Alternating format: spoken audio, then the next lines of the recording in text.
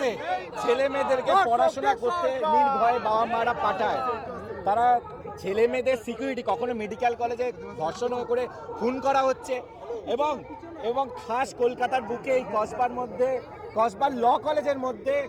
তৃণমূল কংগ্রেসের নেতারা একজন নিষ্পাপ ছাত্রীকে তাকে গণধর্ষণ করছে রাতের অন্ধকারে, এবং যে বর্বরতা দেখেছি যে বাইরে থেকে লক করে দেওয়া হয়েছে এবং ভেতরে পুরো সিকিউরিটি গার্ড বাইরে দাঁড়িয়ে আছে অসহায় হয়ে, এবং সেখানে তৃণমূলের এই যে ধর্ষক মূল অভিযুক্ত যে এবং তার দুই যে সাকরে আছে, তার মধ্যে মূল ধর্ষক যে প্রাইম অ্যাকিউজ তৃণমূলের এত বড় নেতা, কখনো অভিষেক ব্যানার্জির সঙ্গে ঘোরে, কখনো তৃণমূলের সব ছাত্র পরিষদের নেতাদের সাথে ঘোরে, কখনো দেবাশিস বাবুর সাথে ঘোরে, জেলা সভাপতির সাথে ঘোরে, চন্দ্রিমাদির সাথে ঘোরেন।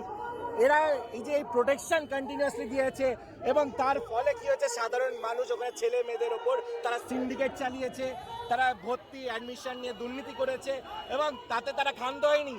মেয়েদেরকে রাতের অন্ধকারে ধর্ষণ করছে, এবং তারা শুধুমাত্র শাসক দল করে বলে তাদেরকে ইরেগুলার এমপ্লয়মেন্ট করে তাদেরকে কন্ট্রাকচুয়াল স্টাফ বানিয়ে রেখেছিল।